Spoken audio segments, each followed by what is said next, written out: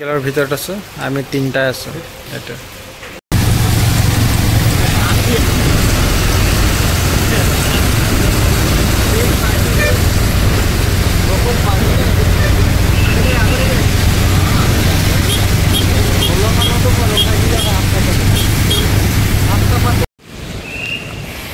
hello' everyone বৰ্তমান আমি S হস্পিটেলত আছোঁ আৰু লগৰ এটা এনেকৈ পাৰ হ'ব লগা